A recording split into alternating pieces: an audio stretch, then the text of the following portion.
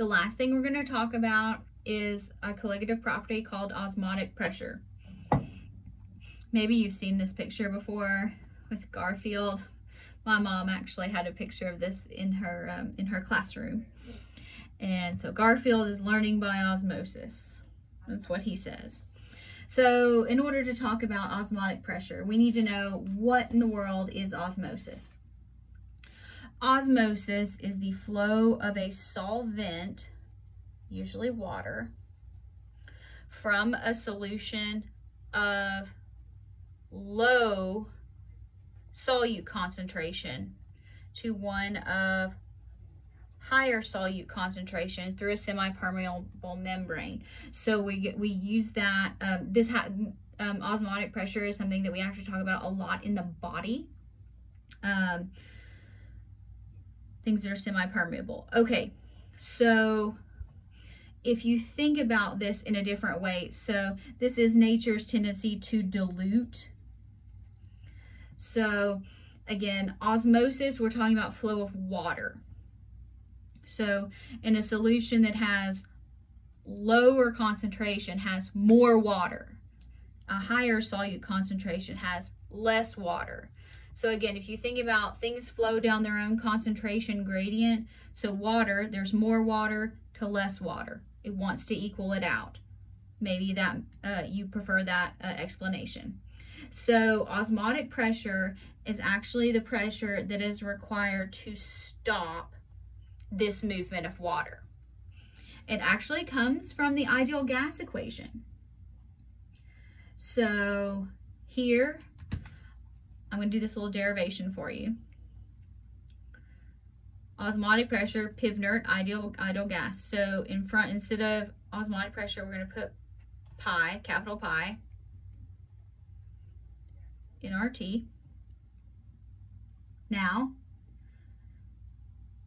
we have the number of moles. We have to deal with whether or not it is an ionic compound. So instead of N, we're going to put Van Hoff factor times N. Still have RT. Now, to get pi by itself, we divide by V. I in RT over V. Now, moles per liter is molarity. So osmotic pressure, Van Hoff factor, M, this is now, we're in molarity. So, you know, we were using mole fraction, we were using, in vapor pressure, we used molality in temperature changes. Now for osmotic pressure, we're using molarity.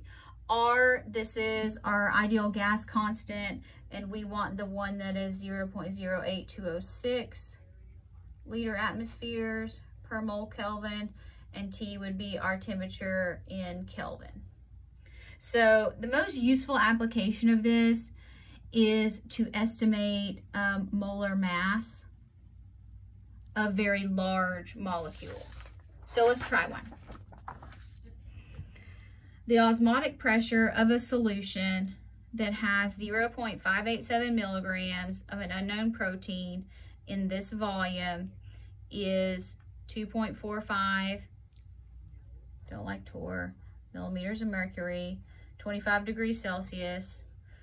So pi equals I molarity RT. Okay, and we got to be in kelvins, so that's going to be 298 kelvins. Do this work up front. Okay, so now we know that our protein is a protein, so it's not going to split apart, so we can just say that's 1. So let's figure out our molarity here. So solve for molarity. Well, we can just plug in what we know. So 2.45 millimeters of mercury. We can't stay that way though. So we need 760 millimeters of mercury. Gotta remember that is 1 atmosphere from gas laws.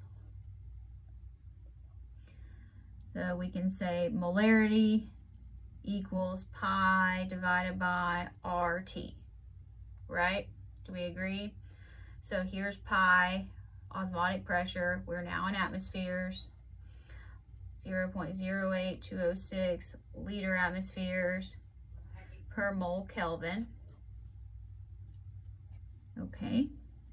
And then our Kelvin temperature, 298 kelvins. Okay. So see, we have moles, we have liters, and we're done. Okay. 2.45 divided by 760 divided by 0.08206 divided by 298. So this is going to be a really small number. Oh, I did that wrong. Oh, I got to start again. Okay, so 2.45, I forgot the 2, divided by 760 divided by 0.08206 divided by 298. Okay, so 1.318 times 10 to the negative 4th moles per liter. Okay, so now that we have that many moles per liter, we know we have 10 milliliters. So here, I'm going to say 1,000 milliliters, because that just makes it easier for me. And we know we have 10 milliliters. So that's going to tell us how many moles we have. So let's multiply by 10 and divide by 1,000. So now it's even smaller. So we have 1.318 times 10 to the minus 6 moles. Now, we want molar mass, which is going to be grams per mole. Do we have grams? Sort of. We have milligrams. Now, I can actually do this all in one calculation. You probably like to do it in multiple steps because I say I need grams per mole, and I'm going to start there. But let's do it your way. 5.87 milligrams. We know that there are 1,000 milligrams in 1 gram. So now we got grams, and we got moles. 1.318 times 10 to the minus 6 moles. So let's take 5.87, let's divide it by that answer there, and let's divide by 1,000. This is a large protein, 4453 grams per mole. Now, the very last thing I'm going to just kind of briefly talk about, here's osmotic pressure in the body. So this is a blood cell, and if we're in a hypotonic solution, that means there's not enough concentration out here as there is in the cell. Water goes in and it bursts. If the concentration is right, water comes in and water goes out, so it keeps its shape. If you put it in a solution that's too concentrated, water goes out of the cell to try to dilute this more concentrated solution. See, water tries to dilute the more concentrated solution. So here it goes out and it looks shriveled. So this is a big deal in the body. Now, the book talks about colloids. This is where a mixture where the dispersed substance is really finely divided. It's actually not a true solution because it scatters light. If you shine a light through a colloidal solution, you get something that looks like a prism. You'll get some colors. Colloids you'll talk about if you're going into the medical field, so that's why I like to kind of briefly mention it.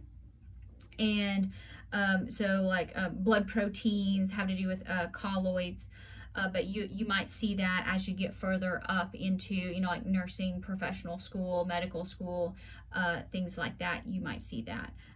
Engineers are probably not going to be dealing as much with colloidal solutions, but they do exist. We call them solutions, but they're not actually solutions.